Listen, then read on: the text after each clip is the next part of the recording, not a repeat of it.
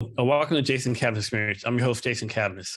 Our guest today is Levi Reed. This is Levi's second time on the podcast, and he's here in the role as the Managing Director of Founders Institute Seattle. So I'm going to turn over to Levi so you can give a quick catch up what he's been up to. Thanks, Jason. Happy to be back. It was a lot of fun the first time. So like you said, I'm taking over this year's Managing Director for the Seattle chapter of Founder Institute. We'll be launching our next cohort on June 8th. So I'm very excited about that. We've actually got an event coming up for anyone in Seattle, any founders in Seattle on April 5th, which I believe is a Wednesday at 6 p.m. We're going to be hosting a panel discussion with some local investors about raising money in Seattle.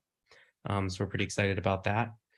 So we'll be kicking that off, the cohort kicking off June 8th, going through September 14th. So it's a 14-week program. And this will be my first time at the helm, taking over from Jeremy Zaretsky. So we'll see how it goes. Should be fun. So first, Levi, cheers. Cheers. Last time me and Levi did this feed, we're drinking some bourbon, and Levi's going to grade these bourbons that we have later on. Oh, I am? Okay. Yeah, your first, second, and third place results. All right, sounds good. So you're also going to be starting your own company pretty soon, or doing some consulting too pretty soon. Can you talk about that? Yeah, thanks. So I actually used to do marketing consulting many years ago, and that's actually how I got my start in the industry. Coming out of government, I did a lot of inbound and content, and then that led me to do my MBA at ESADE in Barcelona. Started working with Amazon, with startups there. Ended up moving out to Seattle after that, and for the past 10 years or so, I've been doing product marketing, leading product marketing teams at Amazon, at some other companies, some startups, doing a lot of go-to-market work. So what I'm hoping to focus on over the next few months is working with some early to mid-stage companies, with a focus on launching new products and new services. Given my background, likely primarily orbiting the e-commerce space. So meaning not just consumer goods, but also services, products, SaaS, anything kind of in the e-commerce, seller support, e-com enablement kind of space. So I'm really looking forward to taking that adventure, and longer term looking to kind of, move more into the early stage venture space. My personal passion is working with underrepresented founders, supporting really innovative companies with an impact focus. And so I'm looking to leverage that skill set and that area of passion and build something out of that. So I have a number of companies and really, really fantastic founders that I'm working with right now. And I'm excited to devote a lot more time to that over the next few months. Levi, can you give us your definition of underrepresented founders?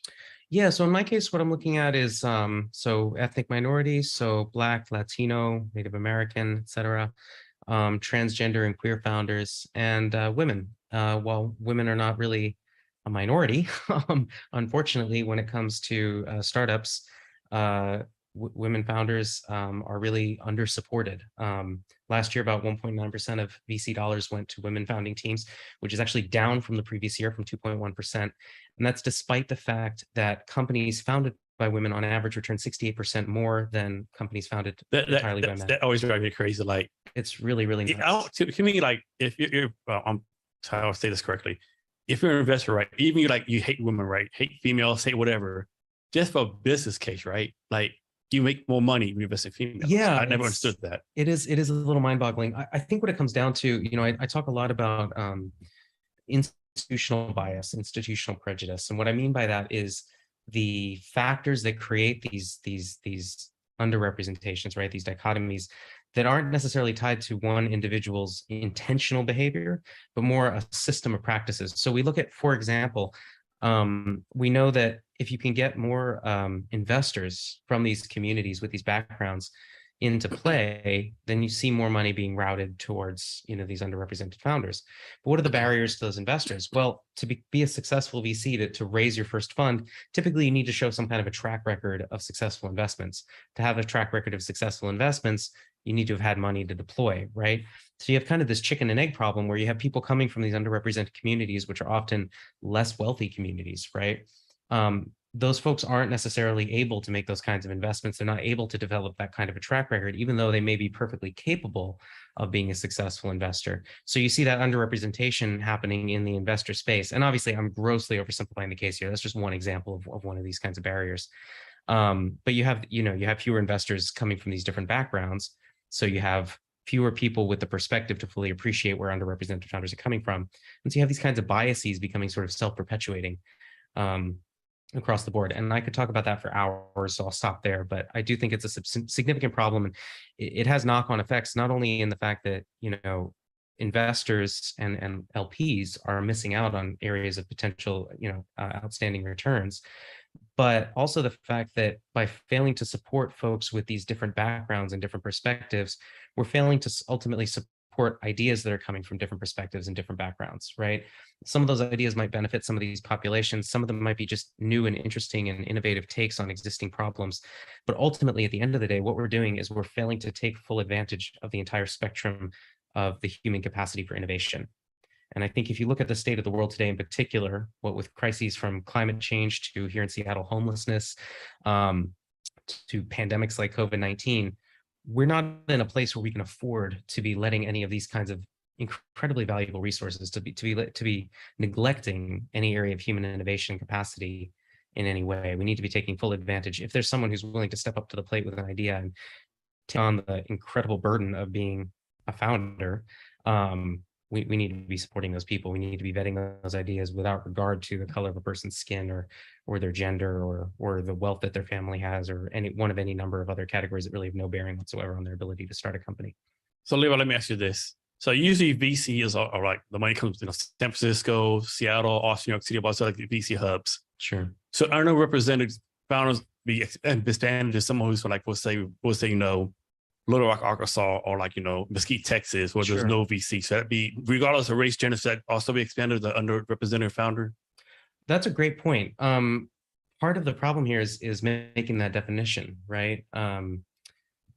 If you're intentionally trying to deploy capital to support underrepresented founders as a corrective to the existing paradigm, how do you draw that definition, right? And I think that's why you'll see that a lot of investors with that specific mindset and target shy away from making clear definitions of what qualifies as an underrepresented founder, which is something that I'm actually pretty supportive of. I think that makes a lot of sense.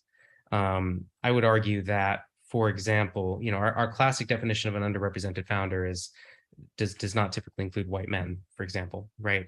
But I would argue that somebody coming, for example, from a white man coming from an extremely poor background, and let's say the hinterlands of Appalachia, probably has a substantially different perspective compared to, say, wealthy Latino man from an urban environment who happened to grow up in a more privileged environment.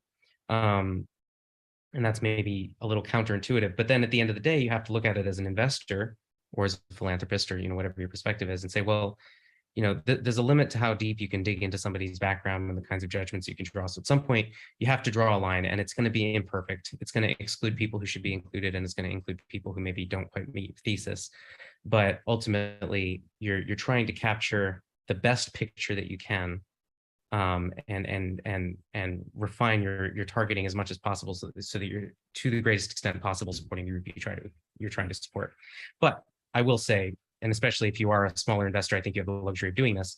The more that you can evaluate on a case-by-case basis, the better the situation is going to be. Yeah. Yes. So today, Levi's going to do a deep dive on CavnessHR for me. Basically, I'm one of his customers, and so some background on CavnessHR. I've been doing it a couple of years. I think Levi, I agree. I've done a great job of building a social media presence, branding, all that kind of stuff. But I'm feeling like, make the conversion from the followers and podcast users and people know me to paying customer, right? So he's gonna ask me questions. I'm gonna show him all my stuff, be very, very vulnerable here, show him I've done on marketing in the past, sales, all that kind of stuff, what I need help with, and let's go from there. I'm sure everything he tells me will be able to help a lot of you out too. Yeah, this should be fun. It'll be a bit of a speed run. Normally we'd be doing this over the course of several weeks with some interviews and some research, but we've worked together before. So yeah, should be interesting. Let's get started. Yep. So we want to go over first. We want to show you first. Anything particular? Why don't we talk about what you're currently doing as far as your marketing? Obviously, you've got the website, you have this podcast, you have some outreach you're doing, you got a pretty substantial social media following, but maybe you can walk me through some of the channels that you're on and kind of your thinking behind it. So like you said, I have a pretty big LinkedIn following, like 20,000 people on LinkedIn. And one thing I did with my LinkedIn is I was using Sales Navigator. So Sales Navigator is it's good and bad, right? Like they say you can do like Boolean searches. They're not that accurate, right? Like I did a Boolean search. So CavnessHR would do HR companies 49 fewer people. So I did Boolean search, broken down my state, 49 fewer people, that kind of stuff, right? Of that, 11,000 people came back as small business owners. But when I did the research, like detailed research stuff, probably only 6,500 are actually like 49 blogs. Like a lot of them were like shut down the small business like 2 or 3 years ago, or it's over 50, so that was a painful to go to, right? And so then I took that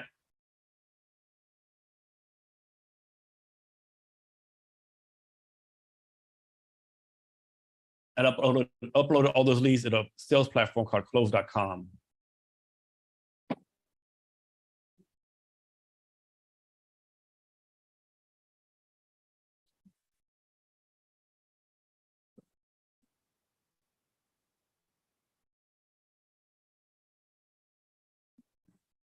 And close.com is like HubSpot for startups, right? Okay. So you got a basic CRM here. Yeah. So I'll go to this one right here, New York City. So if you click on the name, you can pull up their the LinkedIn, you can do Google searches, the website, all that kind of stuff. Okay. You have the phone number, you can call people on here, all that kind of stuff. Okay. And one thing I really like about it is like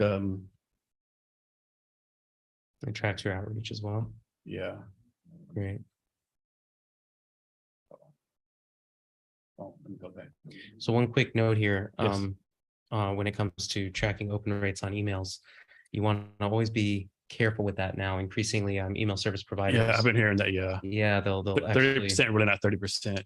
Right. So they're opening emails in advance automatically to check the contents, and often that'll actually trigger as an open on your end. So I would recommend, unless you make a major change to the software that you're using, you can track open rates as a comparative point, right? If your open rates go up by a certain amount, then you can reasonably assume that people are opening your emails more frequently. But the number itself, I wouldn't necessarily trust in absolute terms. A 70% open rate does not necessarily mean that 70% of your recipients are actually opening. I mean, if I was Neil Patel or Gary Vee, yeah, I'd believe it, but me, no. And one thing I like about this, of course, keeping what you just said in this dance, like these little envelopes, it shows that someone opened the email, right? Sure. So, like example, you send email secrets 5 times and there's no open envelopes. Well, maybe I don't follow up right because they're not paying attention, but maybe they do. Maybe I follow up with them, So it sounds like so you've got the podcast that you're doing. You push that out over a number of channels, and then it sounds like LinkedIn is your primary channel for your outbound work. So you're directly searching for people. You're finding their information, then you're using close.com as your CRM to track your outreach. So that's more of a sales process. Are you doing any kind of paid media, like advertising, anything like that? No, not yet. That's one idea one of my people said we should start doing, like maybe something small, like either LinkedIn or Instagram, something like that. That's LinkedIn can be quite expensive, and there's some things I would dial in before necessarily going to LinkedIn, and we can get to that in a second. But no, I actually, with the caveat, I mentioned earlier, I cut my teeth in content and inbound, and that's where I tend to focus. So I'm maybe a little bit biased, but when it comes to paid media, I'm a fan of being very thoughtful, very careful, and maybe not necessarily doing it first thing. I think it absolutely has its place. It can be super valuable, and we can talk about how, but I actually think it's a very good idea that you're not. So let me show you one more tool real fast. So I think everyone knows, like, when you think you have to get people's emails right, LinkedIn is famous for not having the correct email, right? People say the college email stuff or whatever. So I use this tool called Wiza, Wiza.co. And basically, according to them, they don't get the emails from LinkedIn or Sales Navigator, get it from someplace else, right? Okay. And so I use that to get the actual emails. Got it. And also close.com does a good job of providing emails too. So I try to match. So in my mind, if the Wiza and close.com emails match, then it's probably a pretty reliable email. Potentially. Depends on if they're pulling from the same source. Then you know, I didn't think about that. One thing I like about Wiza, they say they don't proof on LinkedIn, right? But a lot of scrapers, they say we proof on LinkedIn. Like most people's LinkedIn emails are wrong as hell, right? So right, sure. So what is a typical process look like for you end to end in terms of getting a lead? You get on LinkedIn, you're running a search, you pull someone from there, you enter them into close.com. What happens for you after that? And then if I'm on the game, one problem I've had in the past, like losing momentum, losing focus, right? So everything is perfect world, Yeah, perfect world. Yeah. Ideal I'll situation. let's say I'll do a query on Sales Navigator or wherever, for we'll say Dallas, Texas, right? Sure. Um, pull those names, go to Sales Navigator, do a little Boolean search, pull those people down, and then put it into the close.com or the wizard, the emails. Okay. And then after that, I have a email sequence I send, which I've changed too many times, right? Okay. And I send an email sequence, and then I'll look at the open rates, like. So what is that? Let's back up for a second there. What does that email sequence look like? How many emails? How frequently are you sending? I've had one time I did as many as 7, which is too much. Right now, I think it's 5. I've done experimentation, like send a total of 7, like. Got it. Like close.com, they have like a sequence to follow. I've done that before. Like I've done like 3 days, 3 days, 3 days. I know 4, 7. I've done all over the place, right? Got it. And one thing I fail to do is like, they say do A/B testing. Like, I hate to sound lazy, but I mean, I don't have time to do A/B testing, right? I know that's not the right answer, but no, that's fair. I mean, you're one guy. You can't necessarily do everything. But have you tried any other channels like link messages, cold calling, or are you sticking to just email? No, I need to do call calling. That's all I need to do next. You haven't done cold calling? No. And LinkedIn messages, haven't done that either.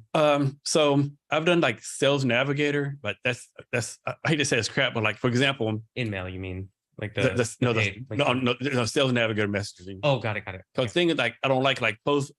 We're both on Sales Navigator. I send you a message, and then like I get rid of it. I lose all my messages. Cause I have time with where people like email me like, hey Jason, I just saw this. I don't really check my Sales Navigator messages. I have no idea who it is or whatever because everything's gone, right? Yeah. I agree. I'm not a huge fan of the sales nav messages. I do like LinkedIn messages though. We could talk about that a little bit too. I definitely do that better. Okay, so we got a few things that we can chat about here then.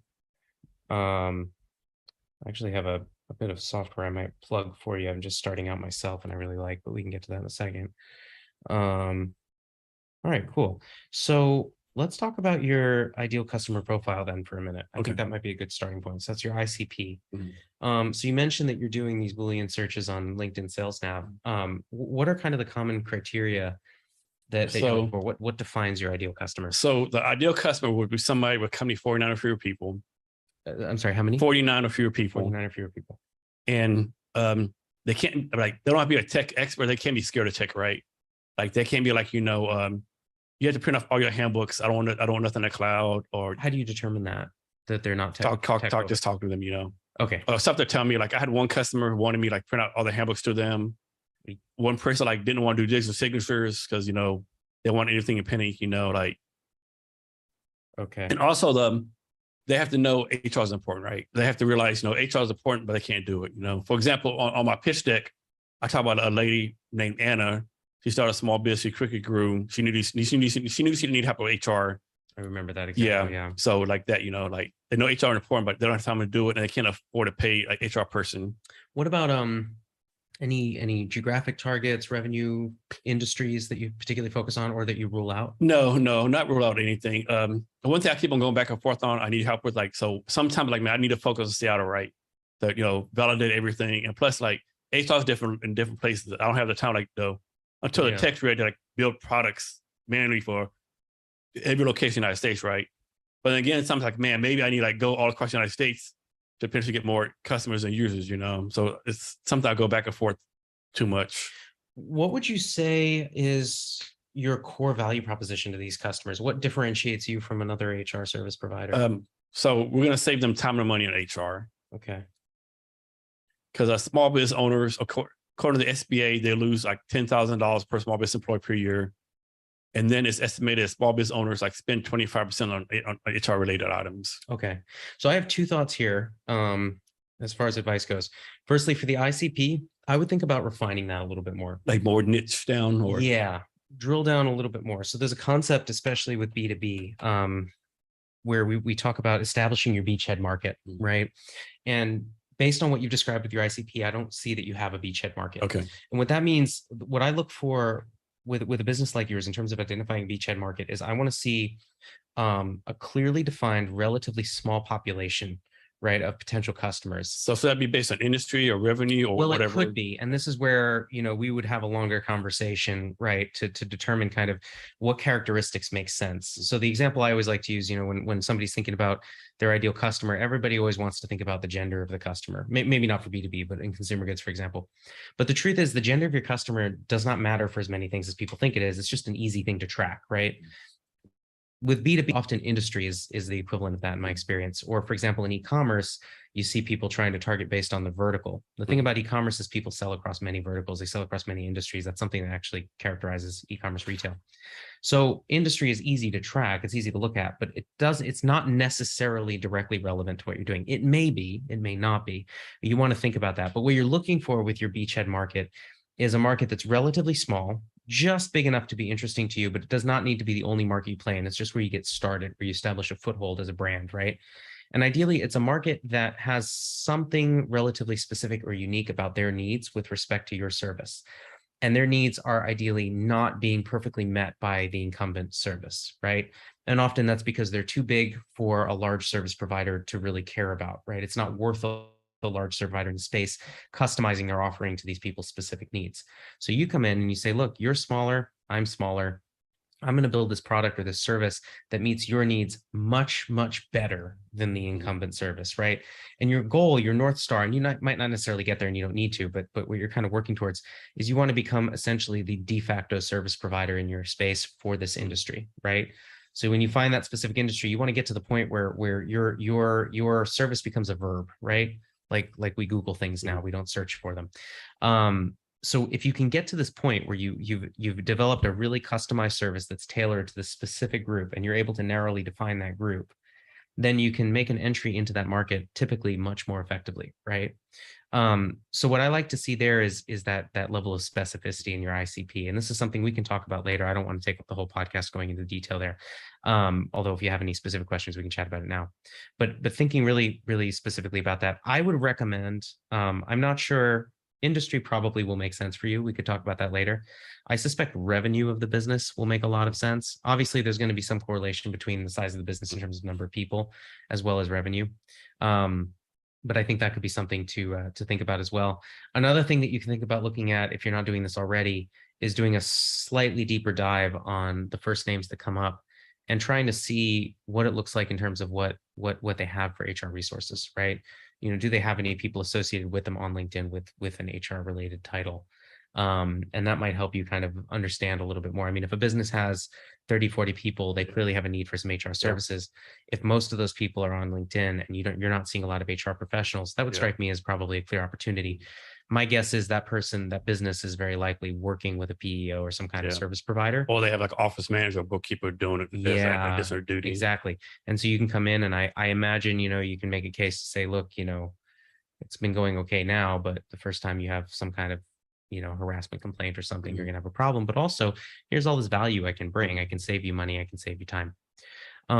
So I would think about that with the ICP. Now, this connects really closely with the value proposition, right? Because your value proposition needs to be tailored to the specific people that you're trying to reach. You need to have something that's unique that attracts that audience. Now, saving time and money is obviously valuable, but I would not consider it a unique value proposition, right? Any kind of HR service, ultimately, that's what I'm going to be looking for as a business owner, right? So I would think about, what are the other options? What are the alternatives? So this is something I say to founders a lot when you're thinking about the competitive landscape. For founders who are developing something really innovative, new to the market, often they say, well, we don't really have any competitors because nobody's doing what we do.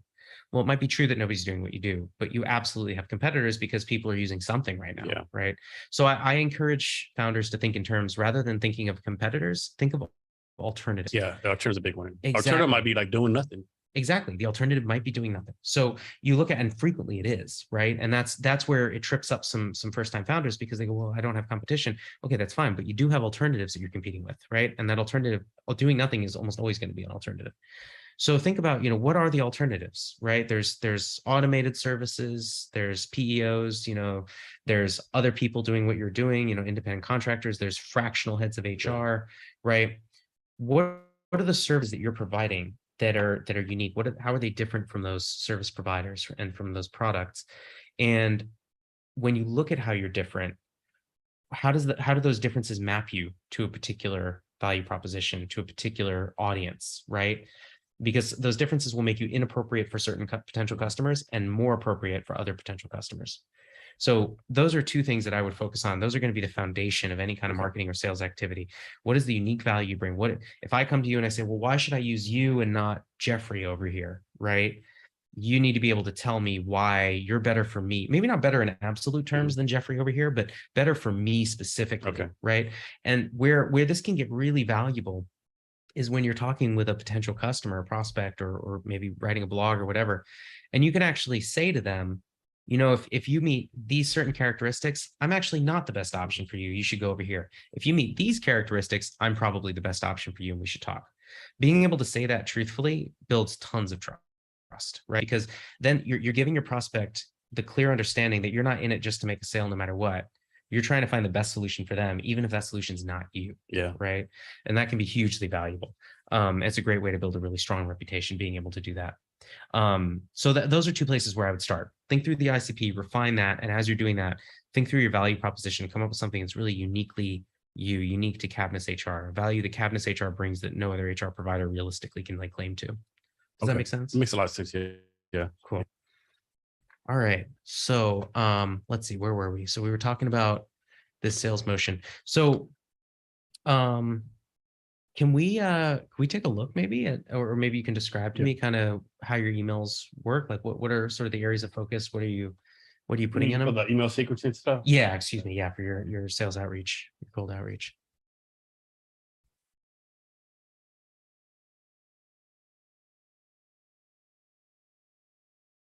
So here's one I did back on January 31st. Okay.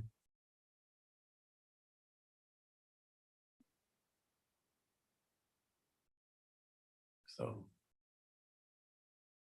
course the tags and stuff, what they said, and then I think up here shows when they started, like what day. I think all these went after 3 days after each one. Got it. Well, I like that it's short. I like that you've got that statistic in there about the lower cost. I think that's great. One thing that you're going to do, you know, as you think about your ICP and your value proposition, as we were just talking about, I'd recommend, you know, throwing something in here about that ICP that helps kind of demonstrate that you understand them and you understand the program, their problems, right? With your initial outreach, you really want to orient it on that potential customer. You want to demonstrate that you deeply understand their pain point, what their problem is. And you want to think less about the service you provide and think more about the value you provide, or even better, the solution that you're providing, right? So what you're saying is like, you know, of course you want to send personalized stuff. What you're saying is like, suppose I have like 100 people on a list. Don't send them the same emails, like each one of those 100 people, like first like email sequence. I think, you know, there's always a balance between scale and personalization, right? You can't necessarily go through and deeply personalize every single email. I might think about constructing a template and then, you know, having sort of placeholders where you do customize. So maybe there's a point where you reference the number of employees they have and that's customized or something along those lines. Maybe you have multiple templates, and if they fall in one group, they get one template that's tweaked. And if they fall in another group, they get another template that's tweaked. You know, you want to find opportunities for efficiency, but more so that the general structure of the template should be focused on. Okay. You should be oriented on the customer. Right? One thing I try to do too, you know, I try to use Google Alerts. Like I'll type my company's name, Google it for ABC Towing Company. And of course, a lot of companies aren't on the internet, right? But like ABC Towing might get an award for best plane company in Tacoma, right? Sure. I'll send a message, or I'll try my best to do stuff like that too, you know. Sure. So like think of it this way. Let's say I'm pitching you, right? And I'm offering marketing services to try and expand your sales. I could send you a note that says, hey, Jason, you know, a lot of companies like yours, you know, you need revenue to grow, right? And it's a difficult environment out there. It's very competitive. I'm reaching out to businesses like yours to offer my services. And I do these marketing services. I do content development, and I can help you with email template development, and I can improve your sales motion, help you with targeting, and help you craft a value proposition and ICP. And I've got reasonable pricing, and you should talk to me about this. Okay, great. I've told you a little bit about what I do, but it's not really that compelling, right? I've talked a lot about me. I haven't really talked about you that much. Yeah. And what if I reach out and I say, hey, Jason, you've got an HR business and you're trying to do really good work for smaller businesses, but that means you need to reach out to a lot of different people in a really crowded space, and you're dealing with a lot of competition. What you need is to be able to have a really unique value proposition that's super compelling, you need to be able to reach out and have people immediately go, that's what I need. This is what I'm going to buy, right? This is the service that's for me. You know, and then maybe I say something like, if you work with me, right, I can together we can make that value proposition. We can increase your revenue substantially. Maybe I give you an example of somebody else that I've worked with, right, or something that I've accomplished. But what I'm going to try and do with that outreach is, you know, I think better what I'm writing, but I'm going to try and focus on you. I'm going to focus on what is your pain point, right? I'm going to understand that you're in a really crowded space. You need to stand out. You need to grow your revenue, right? Obviously, any business does, but you need to do so profitably, and you probably don't have a ton of time, right? So rather than tell you that I can do content creation and I can do inbound and I can do this and that, I'm going to say, I'm going to help you grow your revenue. I'm going to help you develop the unique perspective that you need, figure out your targeting and maximize your efficiency, and help you grow your revenue as efficiently and quickly as possible. So the first example was like feature-based. The second one is solution-based. Exactly. This is something you'll see. It's really common with SaaS companies, actually. A lot of newer SaaS companies have a tendency to focus on the feature, and that can be really frustrating for the user because the user doesn't necessarily want to be an expert in whatever it is you do. They want you to be the expert, right? So if you come to the table, you know, as an HR expert, you start rattling off a whole bunch of HR functions that, you know, to you are critical and important skills, but to the business owner, I don't even know what this means, right? Yeah. I don't care. What I want is for you to come in and deal with this, so I don't even have to think about it. I don't want to have to know what this means, right? So talk about what the end result is, right? What's the end solution? So if I come in and I say, look, I'm going to help you build an effective marketing program that gets you the revenue that you're looking for, gets you the leads you're looking for, and we're going to do it, and it's going to be painless for you, right? That's a lot more compelling than me coming in and saying, look, I can do great content development, I can do great advertising, and I can do this and that and the other thing, right? So exactly what you said, solutions-based, keep it focused on the customer, keep it short. There's a really great tool for doing exactly this called Lavender that I really like. Okay, Lavender. I've heard of them before. Startup themselves. Okay. Couple guys who run it. They do great content online. I actually think they're a really good example of how to do really great content as well. So you can check out what they do on LinkedIn and what have you. But the service is excellent. I've used the tool myself. I love it. It's fantastic. So definitely recommend that. I mean, and there's other solutions like it if something else works better for you, but you know, they're basically AI writing tools that help you kind of optimize what you're doing. Things like, you know, using simpler language, keeping it shorter, keeping. So here's a question for you. Proposition. Those like are almost literally means of sales and marketing tools. Like, how do you personally like figure out which one to use and not use? Because obviously you don't have time like A/B test every tool out there and figure it out. You know, like I would say it's a combination of availability. What's right in front of me. That's one of the things I think when content marketing is done really well, you're available, you're in front of people, right? Because you're a source of information and a source of value. So they're already going to you. Lavender's a great example there, right? They pop up on my LinkedIn feed because they're constantly the two founders and other people talking and recommending the company like I am right now, right? We'll talk about it. So it shows up on, you know, when I'm online in the different spaces where I'm at, people I respect talk about it and use it.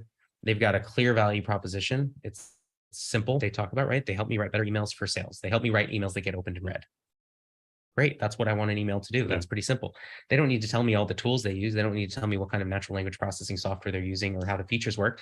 I don't care, right? What I care about is, does it work? And, you know, I have compelling evidence to suggest it does because they're demonstrating deep knowledge of the space with their content, and people I respect are saying it works and they like it and they're using it and they're talking about it, right? So I think, you know, that kind of social proof, which you can create yourself using things like case studies, the constant availability, and the very clear value proposition, right? Is it the absolute best tool for what I need? I don't know. It might be, it might not be, but it's the best tool of the ones that I'm aware of. And I'm not going to go spend hours and hours and hours looking for another one if this one works, and it does. So that's what I'm going to use, right? So, you know, I think so. Lavender has a Levi Reed seal of approval. Yeah, I think that's fair to say. I really like it. Now that said, I'm a marketing guy, not a sales guy, so you know, take that as you will. But yeah, I'm a big fan of it. Cool. If anybody's looking, I think it's Try Lavender is the website, but. And I should clarify, I have no relationship with this company. I just like the service. That's the best testimony they're gonna get. Yeah. Well, I don't know. You should see. People like it. I'm not the only one. But yeah, you know, so I think that, like I said, they that's a company that really exemplifies the strategy that I'm talking about, in addition to having a great tool to help you out. So we talked a little bit about A/B testing. It's totally understandable that you don't have time for it. I think that's fine. I would still try and keep track of, the campaigns that you're running and see how effective they are. We talked a little bit about paid advertising earlier, and I'm going to mention that again here because I think it could be relevant. One of the things that I really like to use paid media for, especially in situations like this, is for testing, for optimized messaging, right? And the reason is because you can have a very high degree of control over your targeting when it comes to paid media, unlike with inbound, where you're kind of casting a net, right? And so what you can do is, let's say you're refining your ICP and you have a hypothesis that there is, in fact, a major difference between industries in terms of how they're going to respond to your value proposition. So you take industry A, you take that group, and you take industry B and you make a group. And then you run your messaging through advertising on both, right? So you build out a simple, let's say, a Google search ad, or maybe it's a LinkedIn ad, whatever. You make sure that the value proposition is the same. If you have to change the language to make it appropriate to the two industries, you do so, but you keep it as comparable as possible. Because the key thing with testing is you want to test one variable at a time, right? Unless you're doing multivariate testing, but that's more complicated than you're likely to get into here. So you're testing one variable at a time. The variable is the audience. You're testing the same value proposition. So you run that for a few weeks and you see, do you get better results with one than the other? And then what you can do, let's say there is a clear distinction between them. If there isn't, run the test again with a different value proposition, see what happens. But let's say there is a clear distinction, then what you can do is you can make the reasonable assumption. Let's say value proposition performs much better with group A than with group B. You can say, okay, this value proposition works better with group A than group B. Now, if you really want to test it on some different groups. And if it continues to hold true, then maybe your value proposition, right? Try testing different value propositions on the two groups. If the same group is still optimized, then maybe that's just a better group for you, and the value proposition isn't that material. But let's assume it's the value proposition. Then you can take it and you can say, okay, I'm going to use the same value prop and I'm going to put in my email subject lines. Maybe I'm going to do a podcast around it, right? I'm going to incorporate it into my other content on the assumption that it's superior for this particular group, right? And then try to target that group. So my point is that you can use that highly refined targeting to test assumptions about messaging for particular groups. Then you can take what you learn from that test and you can apply it to your other channels. It doesn't have to just live with paid media. That said, in general, be careful with paid media, especially LinkedIn. It's quite expensive. You don't want to, burn through all your cash doing that. And what's your take on Facebook ads now? I feel like a lot of people like pretty much use those anymore. I have to confess, I really don't have a ton of expertise in that space. I don't use Facebook very much at all, either professionally or personally. So I'm really not certain. If I were going to get involved in that space, I would probably be prioritizing. Typically, for kind of my line of work, we'd be looking at like consumer products, and typically in that space, I'm going to be looking more at Instagram, maybe even TikTok. All of that said, paid media is really not my area of expertise.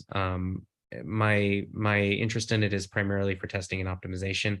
Beyond that, if I'm working with a client who really wants to get deeply into paid media, I'm going to refer them to one of the experts I know who really has a much better expertise in that space than I do. And then work with that person.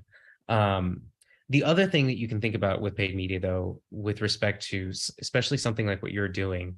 So earlier, you mentioned that you want to target people who appreciate the value of HR.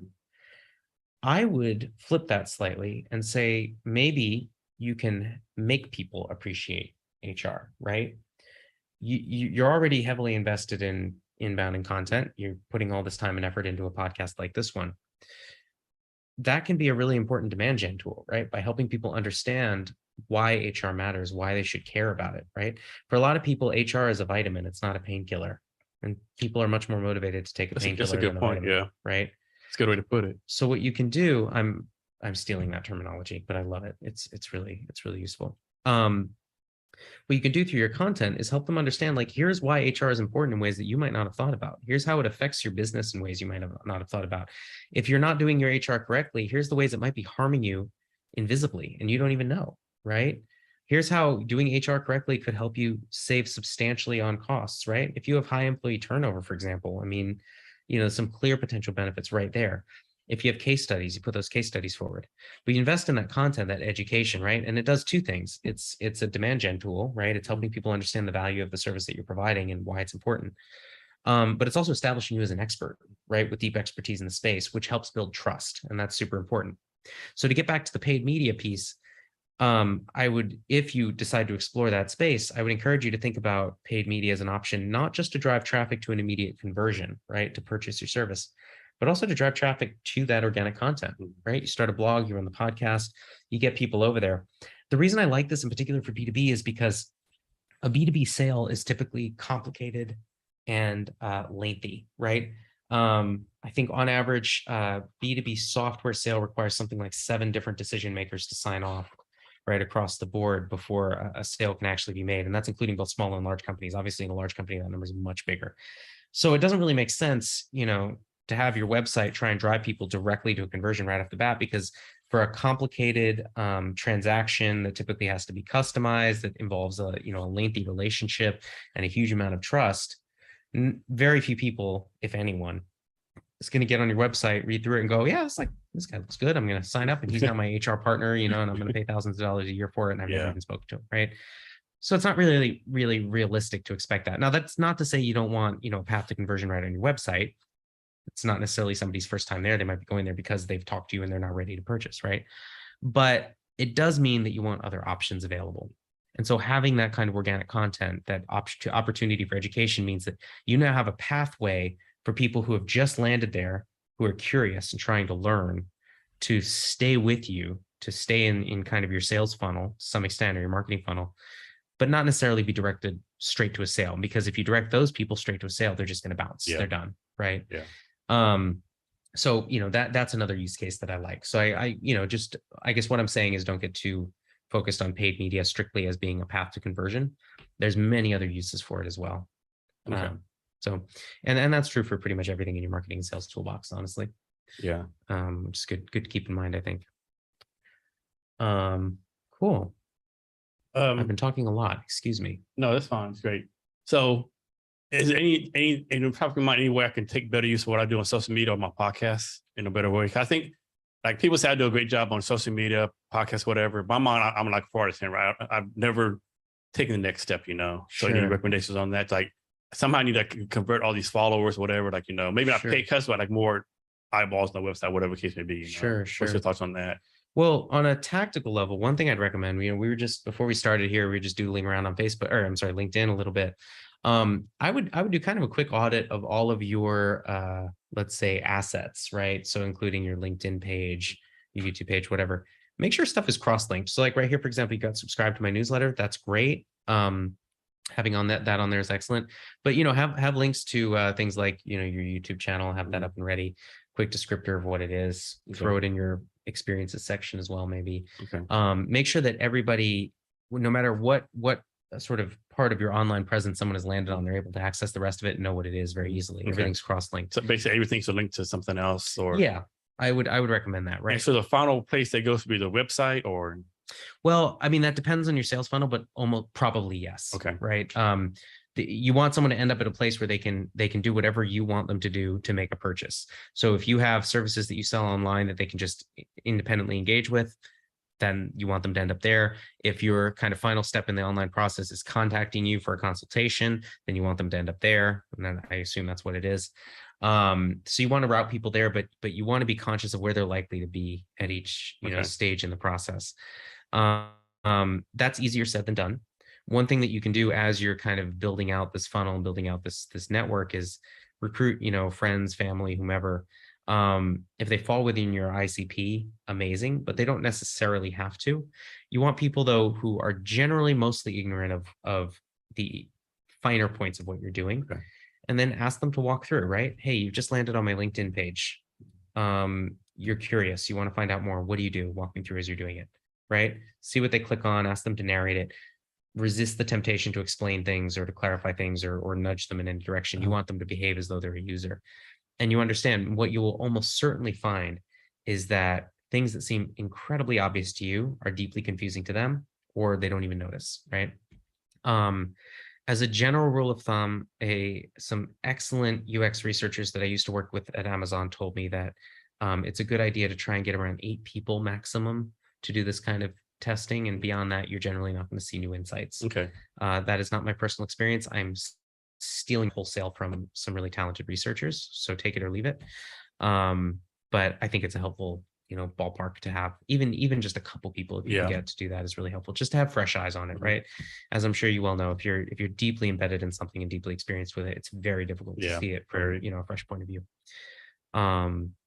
But yeah, so you want to kind of link all that stuff together, and then what you want to do after you've kind of thought a little bit more about your ICP and your value proposition is make sure that that's flavoring pretty much everything you've got, right? When you talk about what it is you do, who you are, what your business is, who you're appealing to, be really clear and crisp on that stuff. Make sure you're speaking to those people directly and using that value proposition. Now, sometimes this can be a little nerve-wracking, especially for a younger business. There's always that temptation to say, no, I don't want to close off these opportunities by narrowly focusing on this group. I want to, be an opportunity for everyone, or I know that I can actually provide great services to this larger population, right? Even though I'm focusing on this one. So I want to keep the door open there. I would caution you to try and resist that urge as much as possible, because it waters down your message and it makes it less pointed. It's better to be an extremely appealing, like the ideal option to a small group than a possible option for a large group. And I had a wonderful physical illustration of this not long ago. I was talking to a startup that I work with, and they were saying how they've been doing a lot of conventions and conferences recently in their industry. And they've gone to some really big industry leading conferences throughout North America recently. And they said, we're actually thinking we're going to stop doing those. And I asked why. And they said, well, yes, there's a ton of people there. There's a lot of industry leaders there, and we can meet some interesting folks. But because it's such a big conference and all of the largest companies in our space are there, we're usually kind of relegated off to the side. We don't get as much traffic as we'd like, even though we get more traffic than we do at the smaller conferences. But the people who do come by, because everybody in the industry is there, only a tiny proportion of them are actually looking for what we do. And there's a ton of other people doing what we do too. Whereas when we go to the really smaller specialized conferences in specific niche areas relevant to what we do, or in geographic areas, relevant to us, we get much less traffic, but a way higher proportion of the people who come by are actually interested in what we're doing. Way more high quality leads. And we get better leads out of it. Yeah. And I think it's more obvious when you're at a conference and you're actually seeing all the people walk by. You don't get the benefit of that online, but the same thing is happening, right? And those people are all walking by when you cast your net really wide, and they're going, yeah, well, you blend into the background. They don't see you anymore. But when you really stand out, you're doing this one specific thing, people notice you, right? Even if it's to notice you and go, oh, that's not right for me. But you want to be noticed. That's the really important thing. And you want to make sure that you click with those people for whom you're exactly the right service, because this will have knock-on benefits too. You'll get better, higher quality leads, and likely more of them, the more specific you are. I mean, up to a point. But you're also most likely, you're going to provide better service to those people. So for an ongoing service like yours, where you're looking at, AR, recurring revenue, you're likely going to have lower churn rate because you're going to be a much better solution for them. They're not going to want to leave. But you're also going to have much better word of mouth. And word of mouth is about the gold standard, right? When it comes to marketing, that's where you see the most trust. You're not putting a lot of expense into it, right? It's essentially free. And it's also incredibly effective. It's also really valuable because the people who come in by word of mouth marketing, because they're getting a direct recommendation from someone who's actually using your service and making a decision based on that, they're also much less likely to churn.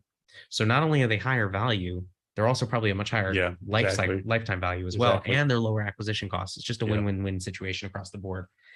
So developing those kinds of, I like to call regenerative flywheels for acquisition, super, super valuable, right? And that all starts with a clear, specific, narrow ICP, ideal customer profile, and a clear, unique value proposition that's directly linked to that ICP. Everything comes from that. Your messaging, your positioning, right? It all flows from that. Your sales motion, your marketing funnel, right? It all comes from that. But that foundation, that clarity is where you need to start. When doing like email sequencing or send out emails in general, is there a limit where you say, okay, they haven't answered in 4, 5, 7, whatever it is, and stop emailing them, or they're not going to pay, or is that, or you just follow up until they unsubscribe or tell you leave them the fuck alone? I mean, there's all kinds of approaches here and all kinds of schools of thought. My preference is to do something on the order. Let's say you're starting with email, right? Maybe because it's easiest, maybe because you feel that's the best channel for your target audience. I would recommend going for something like maybe 3 emails. Okay. But before giving up on that group, I would try another channel, right? So maybe that's a cold call. Maybe it's a LinkedIn message. Maybe it's both, right? I would also stagger the cadence. So for example, you might start with the first email You might follow up a couple days later, right? Because sometimes what happens is people look at the email, they're interested, but not interested enough to, actually do anything. So you follow up with the second email, and that'll kind of click and get it over, and you can hit them with two different, subjects essentially, right? Or two different calls to action. For example, the first one might be, check out this relevant blog or something like that. And the second one might be, hey, was that interesting to you? Would you be interested in setting up a call? Hypothetically, right? Then maybe you try the third one. Hey, haven't heard anything. Don't want to pester you, but is there any chance you'd be open to a conversation? Whatever path you try to take there. And then, give it a few days. I would probably give it a bit of a longer break after that. And then try something else. Try the LinkedIn message, try the cold call. In general, I probably wouldn't do more than, this is really just a rough rule of thumb, and everything is different, or everybody's different, but maybe 5-6 touch points at most. Okay. And then I would pause it. Now, that said, I wouldn't necessarily consider it a dead lead there. Now, if somebody's unsubscribed or clearly indicated they're not interested, dead lead, move them out, right? But if not, especially if there's a suggestion, we talked earlier about how you can't really rely on email opens as reliable. But if you are seeing email opens, that does mean it's possible they're opening it. If you've got any tracking pixels on there or anything to check for, scroll depth or click-throughs or anything like that, especially if you see that the person's clicking through and going to visit your blog or whatever the call to action is, that's an interested lead. So if they're still not responding, right, maybe you put them kind of in cold storage for a while. And then you follow up a few months later. And at that point, or maybe it's just a week or two later, at that point, I would think about possibly doing some kind of a promotion, some kind of a discount, some kind of an offer, something to create a little bit of urgency, right? You don't want to be too blatant about it, and it's good to have a bit of a gap, because what you don't want is a situation where people realize that they can just gain you, right, by waiting a week or two and then getting 10% off or whatever it is. But ideally, what you're doing is you're looking to see if there's any sign of interest, right? Not replying doesn't mean that they're not interested. If somebody isn't replying to you, but they're clicking on the CTAs and they're going to the blog and you're seeing that, that's an interested party, right? Keep them in mind, think about another channel, right? And this is something you can develop over time. You can start off with the bat. You can say, look, I'm going to do this 3 email series, then a LinkedIn message, then one more email, and then I'm calling it, right? Set that up, get that cadence running, pardon me. And then, after you've run through the first batch, or the first batch is started to finish, look at where you're at. You've got some unsubscribes. Those ones are dead. Get them out. Maybe you've got a few that have reached out. Great. You've gotten some appointments, some leads out of it. Fantastic. But then you're going to have a whole bunch in the middle. Look at what their interaction is. If there's zero interaction, maybe set them aside for a few months, follow up a little bit later. Maybe do a quick spot check a few of the accounts, see if there's anything that appears to be in common about them, right? And then see if anybody else, have they had any interactions? Have they done anything? Have they clicked through?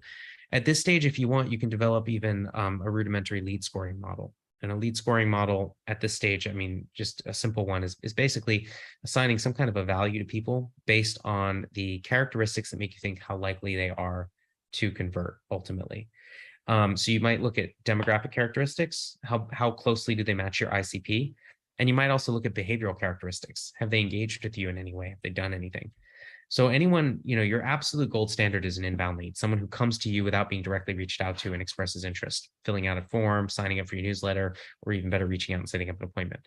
Gold standard, top of the line, drop everything else, talk to those people. And you would not believe, Jason, how many companies I have worked with who do not have a good process in place for taking care of inbound leads and don't even realize that they're getting them. It is phenomenal. But those are your absolute most valuable, right? They've taken the energy, they've done the legwork to come to you, not the other way around. They're going to be the most interested, the most engaged, and also the lowest acquisition cost. So make sure you've got a plan in place for those folks. Next up are the people whom you've done some outreach to and they respond favorably and they get back to you, they talk to you, they set up an appointment, whatever, super valuable. Then your next tier are going to be the people whom you've reached out to. They're not engaging with you directly, but they're clicking through, they're doing something, they're engaging indirectly, right? And then your last ones are the people who are not really engaging at all, but haven't fully opted out. Then you've got the people who have opted out. Those are kind of the broad buckets I would think about, right? And then you can get as complicated or as simple as you want here. If you use a platform like HubSpot, they've often got automated processes for lead scoring, right? You can set up your own rules there. And should you do a different segmented email type based on those buckets? So at that point, I would say it depends on your bandwidth, right? If you've got a marketing so the answer is no. Okay, so ideal world, yes, absolutely. In practice, maybe not.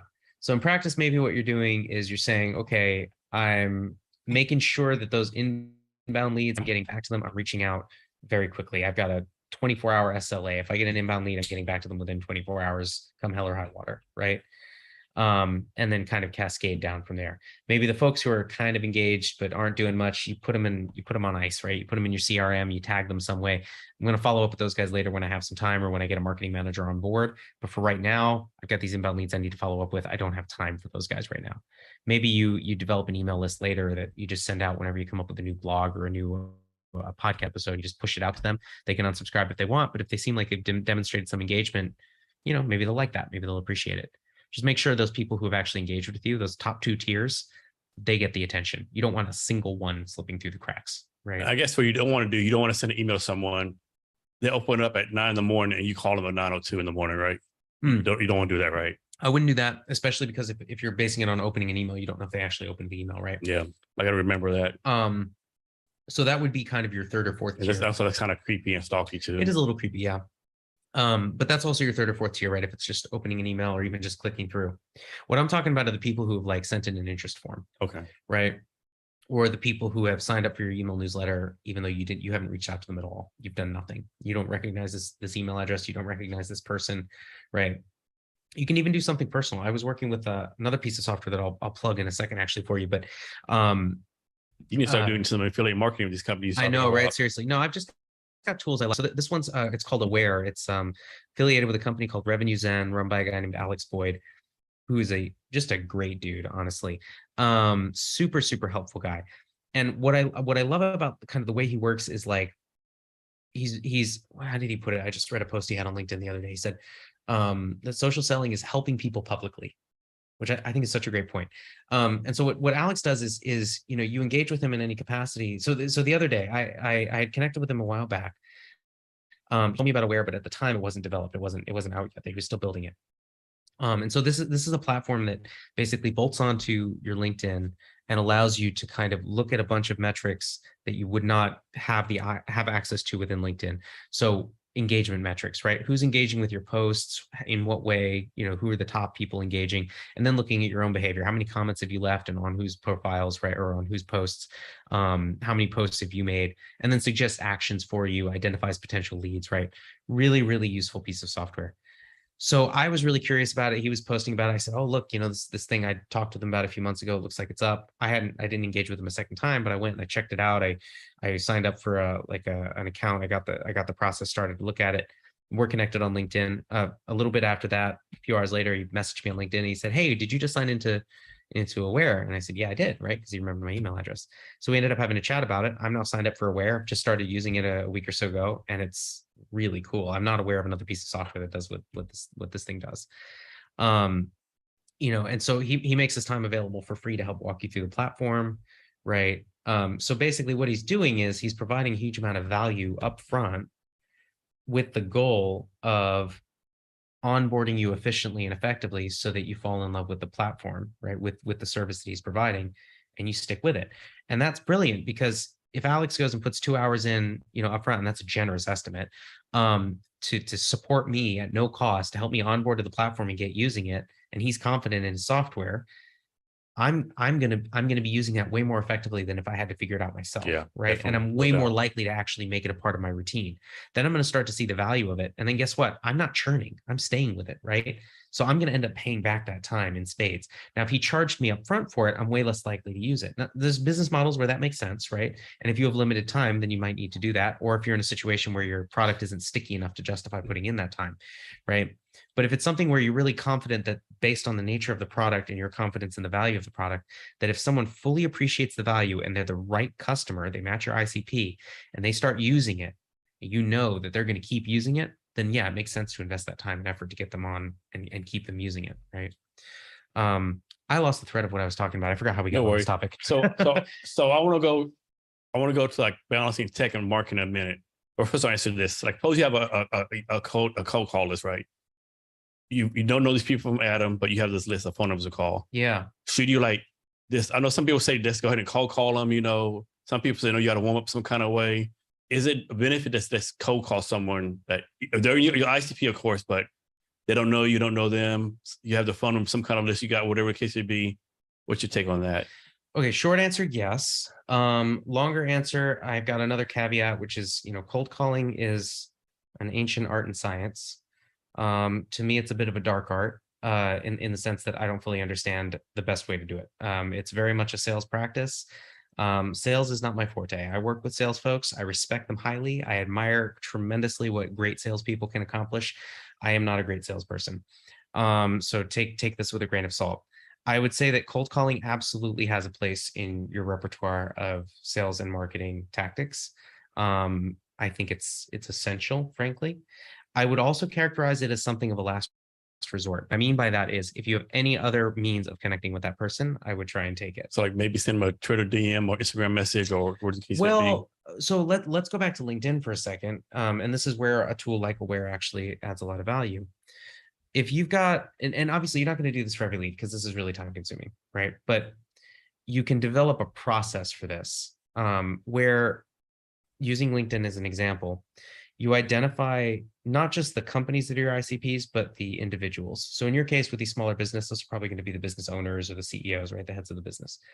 So what you do is you start to engage with them to begin with, right? You identify those people, you set your target. Let's say you give yourself 20 in a week or something, and you spend some time every day and you go through and maybe there's some news about their company, you post about it, they posted something, you leave an interesting comment on it, right? And not something, anodyne or vague, but something really that shows that you read and appreciated. I also don't post, congratulations, Bob, on your daughter's wedding yesterday.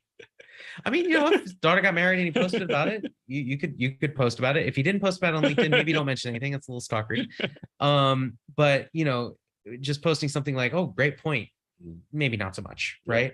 Say, oh, I love how you talk about, the importance of revenue generation, but, I would argue too that you also need to think about customer churn because it's really important, and whatever, right? You add some points, you engage with them, you add to the conversation.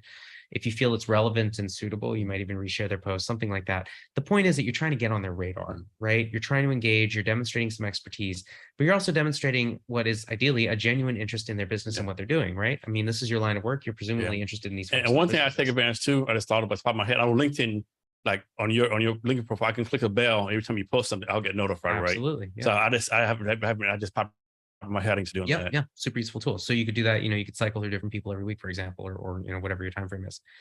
And then what you can do then when you reach out, right? You're cold, but you're only kind of cold, right? Ideally, they've seen your name, they kind of have a sense of who you are. So it's a way to sort of warm up the lead. Now that's obviously putting aside if you've got any kinds of connections in common or any way to reach out that way, right? Obviously take advantage of that if you can, if it's possible. Now, if all else fails, there's no other way. I mean, not everybody's active on LinkedIn or on other social media, or if they are, they might be anonymous because it's something like Reddit, whatever. Then yeah, maybe it's a cold call, or maybe you look at it and you go, okay, I've got this top tier group of people that are absolutely perfect. I'm willing to put in extra time, kind of curate and nurture that relationship before I make the initial outreach, right? Then I have this next tier where these are folks that I can support, I'd love to work with, but they're not my perfect ICP. They're not absolutely ideal. So I don't want to put as much time in. Could you go and nurture and do the same thing? Yes. Do you want to? Maybe not, because time is a resource and it's limited, right? So maybe those folks, you say, I'm just going to go do cold calls because my success rate is going to be lower. But when I match my success rate to the amount of time that I have to put in, my investment equals out, right? So you want to think about prioritizing in that way, right? Not everything needs to be perfectly optimized and done flawlessly. You don't have time for it. You need to be thinking about driving results as efficiently as possible, right? So that's kind of my general thought with cold calling. Now, don't ask me about how to do cold calling well, because like I said, I can share some thoughts, but honestly, again, this is one of those areas where I would find an expert in my network and I would refer you to that person for advice. All right. So next question, like with tech startups is you the tech's way up here, marketing's down here, right? With me, it's been reversed, right? I've always challenged tech people. My marketing is like, no, we're supposed to be let's go to events, right? And so I have a new tech team now. And first question is like, if your tech is like way behind your marketing, how do you balance with that? And the second part, the master plan of the company is like, from now to April 15th, do the website, do the platform, get all like ready to go, be able to do like demos and other kind of stuff. And I go all out in marketing and sales and demoing from April 15th to May 15th. And get as many customers or many something as we can. And then, caveat and transition to a fundraise. So what's your thought process on how to do all that based on what you've been saying? So in terms of balancing tech and marketing investment, I'm assuming you mean kind of like how much time and money and effort. Yeah, that we're putting into both. so I even like do marketing now if the platform's not ready, you know? I mean, that's kind of that's a really a case by case situation, I would say. So I know some people say it doesn't matter if your platform already, you can still get sales, still get users, still get whatever, you know, but like, well, I guess to that I would say, can you, right? yeah, If you have a path where you feel that you can do that, like you don't want a situation where you're investing a ton of time into your marketing and sales, and then you have someone come up and go, "Cool, I'm convinced. You look super valuable. I'm ready to buy," and you go, "Oh, you can't yet. I don't actually have a product. You got to wait a yeah, month." That person's not coming back, no, right? yeah, You've destroyed trust, but also you've just totally destroyed the momentum and yeah, any sense of urgency. So you don't want to be in that yeah, situation, I right? agree. Now that's not necessarily to say that you can't do any kind of marketing. Maybe what you can do, you know, I've worked with folks who have, for example, they're super passionate about a space. They're trying to build out a product or a service in that space. But in the interim, you know, they're blogging about it. They're talking about it. Maybe they're meeting with people in the industry. Maybe they're doing a podcast, right? I have a really brilliant guy that I worked with a while back who was in the cannabis industry. And he was thinking about different types of cannabis startups that would build on tech platforms for cannabis retailers.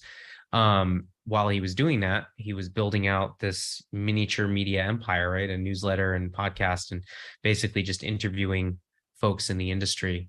Ended up actually building out a company based entirely around that. But at the time, what we were discussing was, you know, if you have the opportunity to do that while you're building out some kind of a tech platform, you're not selling a product. And actually, that's kind of where your advantage is. You don't really have anything to sell. All you're trying to do is get attention, Yeah. and attention is really what marketing is all about, right? And sales, honestly, it's what a lot of business is about, but we don't need to get into the philosophy of it.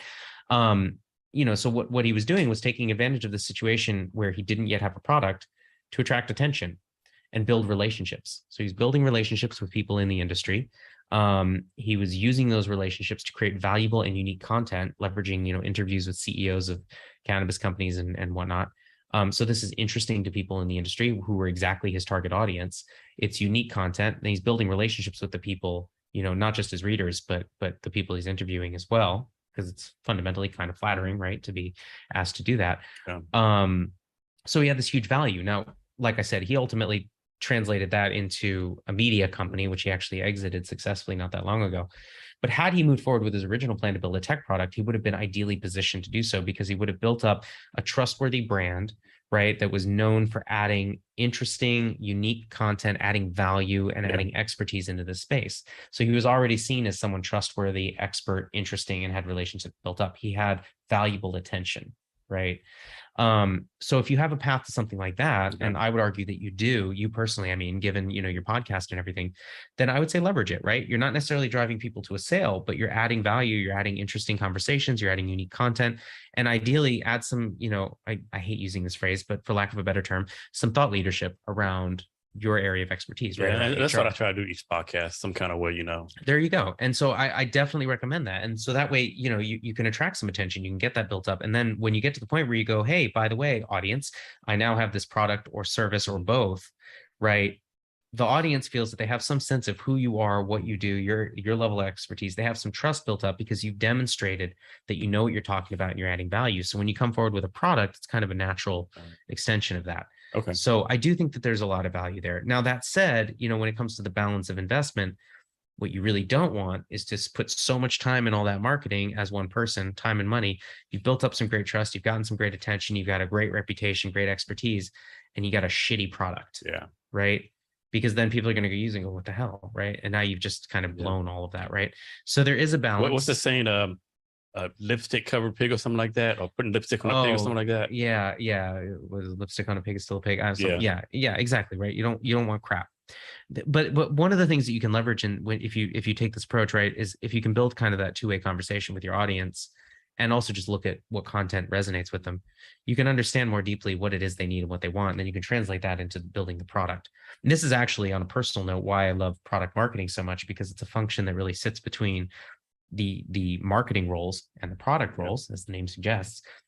And done correctly, it gives you an opportunity to be sort of this two-way communication conduit between both of those disciplines, right? So you're in a situation where you can look at what marketing and sales are doing, what's working, what isn't, what do customers like, what do they dislike? And ideally, in a really good organization, you're also working with customer support or customer success in the same way, right? That is all too rare, but that's like masterclass when you have that kind of connection going, because those are the people who are seeing the problems, right? That's where customers are coming, they're getting frustrated. So as a product marketer, you take all of those inputs and then you can go back to the product team and you can say, okay, here's what people like, here's what they dislike. And I can tell you from personal experience, it never, and I mean never, will align perfectly with what product thinks the product needs to be, right? And sometimes they're happy about that and sometimes they're not so happy about that. But as a product marketer, it's your job to essentially influence without authority and get those customer needs communicated back to influence the feature roadmap, the product roadmap, whatever it is, right? So that you can ensure that the product that eventually comes through the pipeline is already pre-shaped, pre-adapted for the marketing strategy that's going to be deployed, for the feature set that's going to be promoted to the customer, right? And you have that kind of really positive feedback loop through that two-way conduit. Now, that's a marked difference from how this all too often goes, which is that the product is essentially envisioned in isolation based on some initial but static customer research and then deployed, and then it's given to marketing and marketing and sales have to go, okay, how do we sell this thing, right? Now you as one individual can essentially kind of put on your product marketing hat and say, well, I'm doing this marketing and I can go see, these are the articles people like. This is the information that people are interested in that makes them read and come back. And that means that these are the pain points. So I'm going to take that back and that's going to inform my product. I'm going to build a product that speaks to those specific pain points and offers a solution to what appears to be the problem for my readership, right? That's an assumption, but it's an assumption grounded in some solid empirical evidence, I would argue. Okay. Makes a lot of sense. So top 3 things I need to do: niche down on ICP. Yes. Redefine the value proposition. Yes. And that should be informed by your ICP. And there's a third one, I think. Well, the third one I would say is kind of a combination, but it's really taking your ICP and your value proposition and then thinking about what is your actual messaging and positioning strategy, right? And so I would argue there's kind of a hierarchy there, right? Positioning is really important. There's a really good book on positioning, actually, by, I think the author's name is April Dunford. It's called Obviously Awesome. And basically it's one of these, I love books like this. She's very, she takes complex concepts and makes them feel simple. You read a chapter of this book and you go, well, that seems kind of obvious, actually. It's not obvious. She just makes it seem obvious. Very, very good writer. But deeply knowledgeable about the space. So it's this very actionable, practical little book. And I say little in an admiring sense. She's taking a complicated topic and communicating it very simply, very succinctly, and in a very practical way. So I highly recommend that book. Okay. It's you kind of get the sense that it sort of teaches you how to look at a product and then kind of how to look at it at a 90-degree angle, right? And think about, what are maybe the less obvious ways that this product can fit into a business or into a customer's life, right? And how do I think about positioning that? My silly example for this I always like to use is, thinking about like Microsoft Excel, right? It's a spreadsheet program. You can type in it, but you would never position Excel as a word processing program, right? Yeah, you can write in it, but it's not realistically, it doesn't have the feature set that you would look for, right? You're also not likely to really position it as a replacement for a calculator, even though it absolutely could be, right? You're positioning it as a way to manipulate relatively complex data sets in a way that is much more convenient, flexible, and easy, right? Than using a word processor or using a calculator or using any one of a number of other alternatives. But I think positioning is a critical but often overlooked component, because too frequently when companies go to market, they are operating on a set of assumptions about their product positioning, and they've never really stress tested those assumptions. And sometimes, frequently, thinking through your positioning carefully can be the difference between success or failure. It can also completely change your set of competitors or your set of alternatives, which is another reason why it's very valuable to think about, depending on how you position it. So thanks for all that great advice. We'll come back to me in a minute. Now we'll go to your fundraising, Pat, right? So what do you think is the future of fundraising based on the economy, Silicon Valley Bank failing, I try to see all these people, post like, a couple of posts like, I hate to bear bad news, but if you're raising a pre-seed round with all the economic stuff going, you're going to need A round metrics. Other people post, what? Don't worry about this external noise, take care of your company and you'll be able to fundraise, right? So what's your take on all that stuff going on? I saw a meme a few days ago that had a gentleman with kind of a scowl on his face, and the text above it said, "I don't know what's going on in the world today," and underneath it goes, "But let me tell you what's going to happen in 5 years." And the caption on the image said, "The typical VC," which is tongue in cheek, but really cracked me up because it's not that far off the mark, and I have to admit that I'm occasionally included in that bucket as well. I think the prognosticators that you see right now, I would take with a very, very large grain of salt. I think, very few of us have any more information than anyone else does. As far as the impact that the SVB run will have, I don't think anyone really can know for sure what that is. Yeah, it's not good. The degree to which it's not good, we have to see. Those events are still unfolding, right? As a corollary to that, I'll say I don't think there's ever a perfect time to start a company or to raise I money. mean, sometimes you got to fundraise, right? You got to fundraise, you have to fundraise, exactly. Now, is it a great environment? No, it definitely isn't, right? I'm not going to pull your leg. But one thing I'll say, like, sometimes I call like fundraising HR, like if you're fundraising or you're looking for a job, right? I don't care how good the economy is or how bad it is. It's never easy to find a job, No, right? it's never easy. I don't care if whatever the case would be, people are like hiring left or right. Yeah. You personally, for Jason Cabs, you decide to find a job, right? Same with fundraising, I think. Because I'm pretty sure back in 2020, when they were throwing the money away left or foot, it was hard for some people to fundraise. Yeah, absolutely. I was working with some of those people, and it absolutely was. I think that there's two thoughts I have here. One is the negativity that we're seeing in the economy that's affecting the venture space. It's starting from the late stage and moving back, right? So the closer a company is to IPO, the more difficult it is for them to raise money, right? That. And that's, makes sense for a whole variety of economic reasons. Broadly, IPOs suck right now. So if you're going to be IPOing in the near term, that's a problem, right? You're very early stage. By the time you're ready for an exit, who knows what the economy is going to look like? So that's one thing. So if you're at a very early stage, I'd say, yeah, it's still going to be harder, but it's not going to be the same as if you're, a Series E or something. The other thing that I would say, and this is very much my own opinion, I would flatter myself and say it's an educated opinion, but it's still an opinion. I think that, in the past few years, what we've seen are some pretty ridiculously inflated valuations. And combined with that, as a direct corollary with that, we've seen a huge focus, a dramatically overstated focus, in my opinion, on growth at all costs. And I think that's why we've seen all of these massive duds of IPOs and exits in the past few years. The big fad for SPACs as a means of kind of dodging the public markets to float is, I don't know if it's a symptom or a cause, but it's definitely tied up in that whole mess. We're seeing, a lot of deflating of the enthusiasm around SPACs right now, justifiably, because some ridiculous proportion of the companies that went public with SPACs have either gone bankrupt or are trading below their initial float value. And that really, it feels painfully obvious to say this, but frankly, it was not at the time for me or anyone else. But, when you look at growth at all costs and you ignore unit economics and operational profitability, yeah, you're probably not building a super successful company, right? Yeah. So what we're seeing now is in funding, right? Investors are increasingly looking more and more at whether the company has a path to profitability, to self-sustainability, right? Can you get to a point where your burn rate is effectively zero, where you can at least be self-sustaining, right? And that's kind of where the focus is shifting.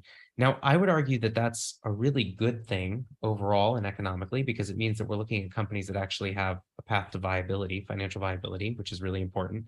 I would argue that that is more important than growth at all costs. If you have a stable platform, you can explore opportunities for growth. But if your entire existence is built around this idea of growth at all costs, that's where you fall into this trap of paid acquisition, of decreasing margins, decreasing marginal utility, right? I think I could be wrong. I think it was Casper, or what comes out Casper. Casper's one. They were basically like giving you $400 to take their this has been off. A real problem in D2C. Yeah. And that's why we're seeing a lot of these D2C companies kind of imploding now, because this term is so overused, but I'm going to say it anyway. They've been operating a little bit like a Ponzi scheme, right? Because it's, who wouldn't take that deal? Give me $400 to use a mattress. Yeah, I'll do that. Yeah. There was a case study we had when I was in business school, and I can't remember the company. I was a vacuum cleaner company in the UK, and they ran a series of increasingly unbelievable sales promotions. It started off with some kind of a discount on flights for vacation or something. And they looked at the results of the promotion. They sold massively more units, but very few people actually redeemed the promotion. So they kept ratcheting up the promotion. They got to a point where it was like an all expenses paid cruise or something ridiculous, like multiples more than the cost of the vacuum cleaner. And what they thought was that they were operating in a linear environment, right? Where an incrementally increasing proportion of people would take advantage of the benefit as it grew, but the massive increase in the number of sales more than made up for it. What they didn't realize was that they weren't dealing with a linear environment. They were dealing with a threshold situation. And once they crossed the threshold of benefit, all of a sudden, everybody wanted to take advantage of the benefit, and it bankrupted the company and they went under. But I think in some of these situations, you see something a little bit similar where you have this this growth at all costs mentality, and you get to a point where you reach a threshold of no return. Your numbers just no longer can make sense. It's physically impossible. The problem too is that when you've developed a new product, or I'm sorry, a new product category or a new method of delivering the product such that it almost behaves like a new product category, right? Mail order mattresses, for example. Mattress is not a new product category. Mail order mattresses, very new, right? If you're the first one into that market, you're doing two things at once. You're defining a new category while you're also trying to sell your specific product in that category. So if I come along as the second mover in that space, and I'm engaging in paid acquisition as well, I have a much, much easier challenge in front of me. I don't have to explain to people all the benefits to get them to trust the model and the product category and get them to understand the process. And that's why a lot of times the first product isn't the one who makes it, right? All I need to do in that situation is all I need to do is say, okay, you know those guys? I'm like them, but cheaper. That's a much easier proposition. So actually, this is a drum I beat all the time, but I feel very passionately about it. The two researchers who originally performed the research that and coined the term first mover advantage, about 10 years later, released another paper where they retracted the concept, or rather clarified it. And they said it only applies in very specific situations in very specific industries. And in fact, in most cases, it's the second mover that does substantially better than the first mover. First mover advantage, by and large, is mostly a myth.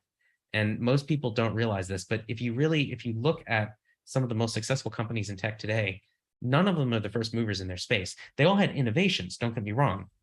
Take Amazon, for example, not the first e-commerce company, right? Now it had innovations around reducing friction in the buying process, improving trust through a review process, right? There were lots of innovations there, but they were not the first e-commerce marketplace, right? Same deal with Facebook, not the first social media platform. Google was not the first search engine. Microsoft was not the first computer company, right? So I think that's something that's often kind of lost, but it really is very important. I lost my thread again. so Levi, I think you already said this, but can you go over who your ICP is, or what you're doing? Oh, for me, yeah. So primarily early stage companies, and my area of focus is new product and service launch.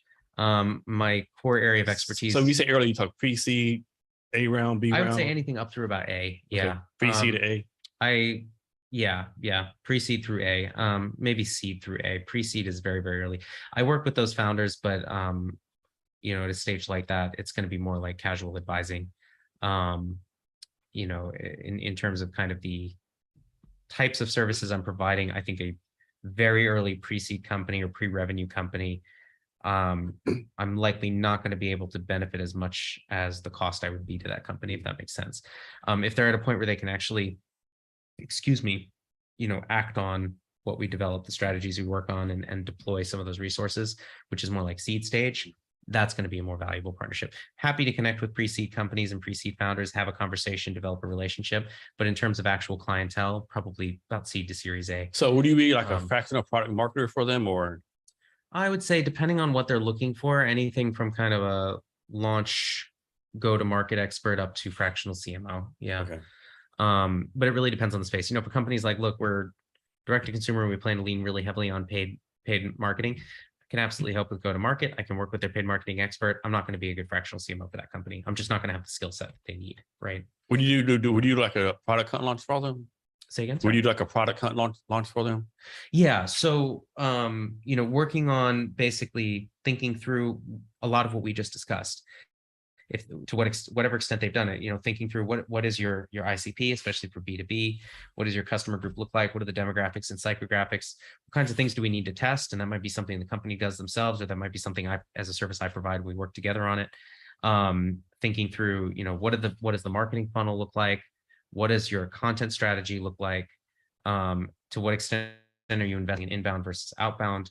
And then a really big component of that, of course, is the positioning of the product, thinking through how that relates to your brand, or helping to define the brand if you haven't done that yet.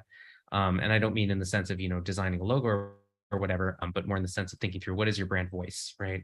What are you promoting? What do you stand for? What kind of reputation do you want? What kind of channels are you going to lean on based on who you're marketing to, what your product positioning is? So really kind of thinking through all of those types of details. To some extent, I do enjoy a lot of execution as well. So things like drafting blog content, drafting inbound, doing podcasts, things like that.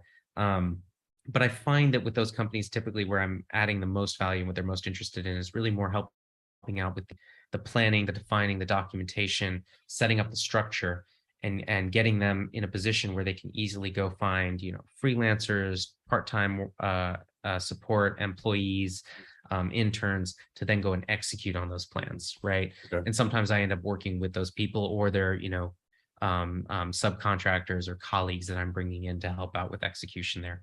But really just kind of helping get the company set up with a firm foundation to be ready for success when they go and launch a new product.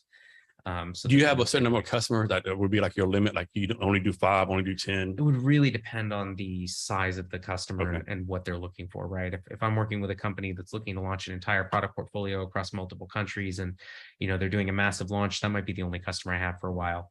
If I'm looking at someone who's like, look, we need to define an inbound strategy for this product, we've already got position, we've already got our ICP, I could be working with quite a few clients like that. So it really depends on what the customer is looking for. All right, Levi. So obviously this is going live right now, but I'm pushing out the actual podcast April 2nd. Cool. So you can talk about anything going on with yourself or Founders Institute, or anything during the month of April you want to highlight, since this will be posted out April 2nd. Well, we talked about the work that I'll be doing, so thank you for that opportunity, Jason. I guess the other two things I'd mention, I said it at the beginning, but we're going to be running that event on April 5th for Founder Institute. So it'll be fundraising in Seattle. I would say even if you're not in Seattle, it's going to be pretty interesting. We're going to have some great guests or panelists, some investors from the area. So definitely tune in for that. I'll be sharing more information about that through LinkedIn. You can also find it. The event will be going live in the next few days on fi.co, the Founder Institute website, so folks can sign up there. And then the other thing I would mention, I had talked earlier how a big area of focus for me is working with, in particular, underrepresented founders at an early stage. One of the things I'll be doing in my work is offering deferred pricing models or equity and fee-based services to make my services more accessible to a lot of those types of companies. But I'm also just really interested in connecting with folks who are kind of working in that space. So people who are, in kind of ecosystem enablement, especially with a focus on underrepresented founders at the early stage. So, think like venture studios, accelerators, that kind of thing. Folks who are interested in that space, maybe looking to do something in that space in some way, whether it's investment or, building out, support in some way, like I said, like through an accelerator, something like that. I love connecting with people who have an interest in that space, who are working in that space. So I definitely encourage anyone, with that kind of interest, that kind of focus, to reach out to me. I'd love to chat. Cool. So Levi, before you get out of here, any last minute advice or wisdom, anything you want to talk about? Think about your ICP, think about your value proposition, think about your positioning. Everything flows from those. Good advice. Thanks, Levi. Levi, thanks for doing this for me today. I really appreciate it. My pleasure. Thanks for having me. And to our listeners, thanks for your time as well. And remember to be great every day.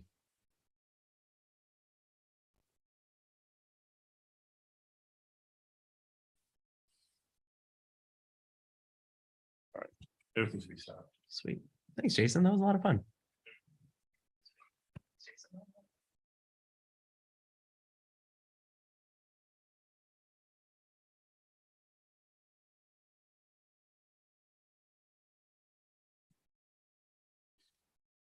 Yeah, sometimes I would have just fucking hit the fucking lottery and just fucking pay people to do all this fucking shit. Man, I hear you. I need a good exit. I don't think there's anything valuable here. I was just kind of writing down some of the stuff we were talking about so I didn't forget. But thanks for the notepad. Appreciate it.